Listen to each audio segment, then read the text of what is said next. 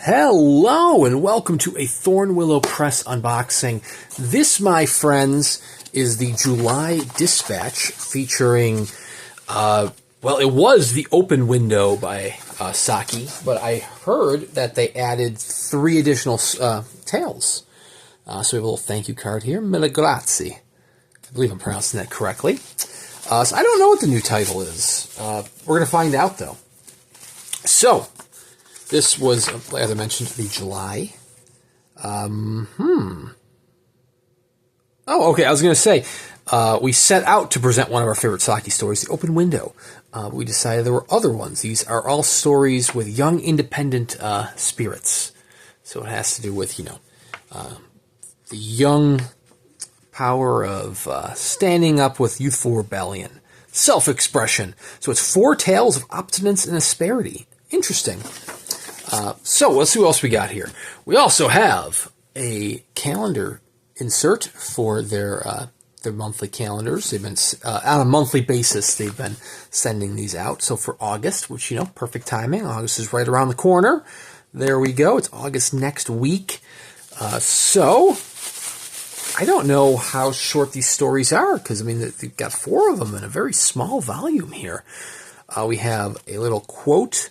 Which is Romance at Short Notice was her speciality by Saki from The Open Window. Of course, we have our monthly bookmark, a little embossed bookmark, very nice. We have a broadside from Charles Perrault, Morals, some of his Perrault's fairy tales here. Donkey Skin, the fairies, very, very nice. Of course, we have our cardstock, a little flimsier with the cardstock this month, but we have a different color scheme as well. It's usually a thicker white cardstock, but this is very nice as well. Little embossing up at the top.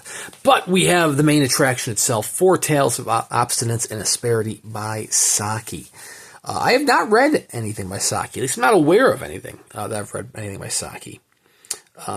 Saki's his pen name. He was a Brit whose name was H. Munro. Howard Hugh Munro? Could be mistaken. I don't think it's Howard, but I know it's Hugh Munro was the middle name and last name. So anyways, 4 Tales of Obstinance and Asperity. Decent heft to it, It's not bad. Printed in multiple colors. Printed letterpress throughout. That is the big appeal here for Thornwillow. They do an incredible job. Hector Hugh Munro. An incredible job with their letterpress printing. This features The Lumber Room from 1914, The Open Window from 1911, Sredni Vashtar from 1910, and Gabriel Ernest from 1909. I don't believe I've read any of these 4 tales. Oh, looks like we have some little illustrations inside as well. So this is the classic edition, which is, it's still very nice, especially for the price that you get it at. You get these nice little usually letterpress printed wrappers. This one I don't think is letterpress printed, but that's fine. It still looks the title is, but very nice kind of embossing on there.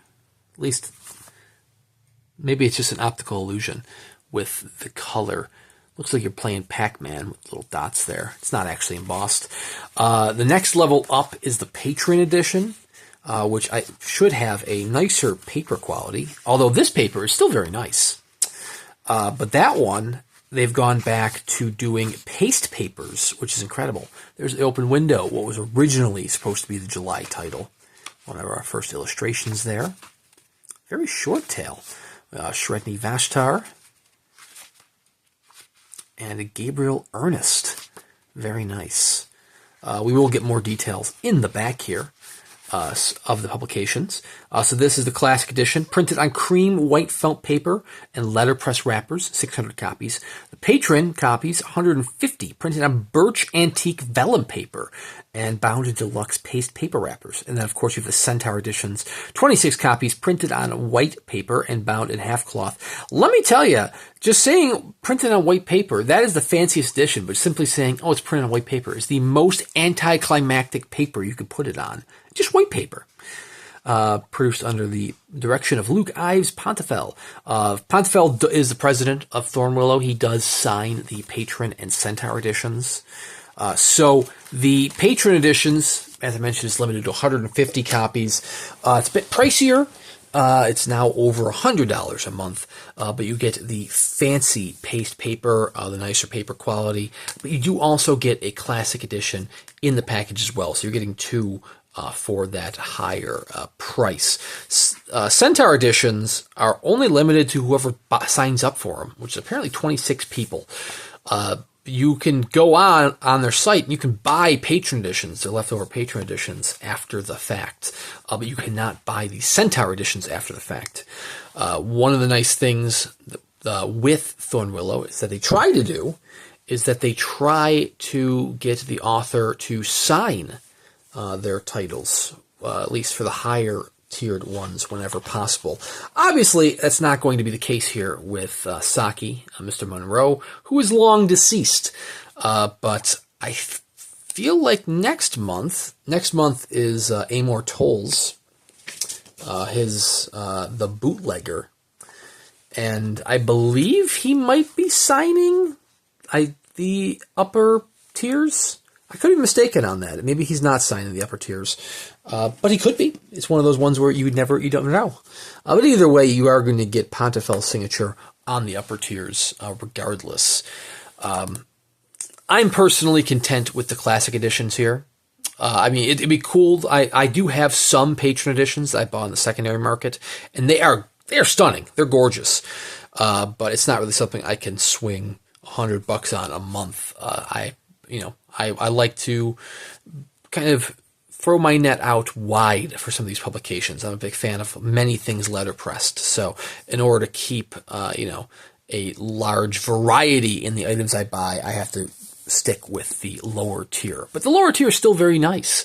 Plus, I imagine not everyone here that's watching this is subscribed to Thornwillow Press, so I feel like you can live vicariously through me. So please feel free to subscribe to the channel to check out these monthly Thornwillow Press unboxings, plus plenty of other unboxings to hold you over in the meantime. I do Subterranean Press, Suntup editions, Grim Oak when I buy those. Plenty of different unboxings, plenty of different publishers out there. So anyways, thank you very much for watching. Please check out Thornwillow Press if you are a fan of all things letterpressed, and we'll see you around next time.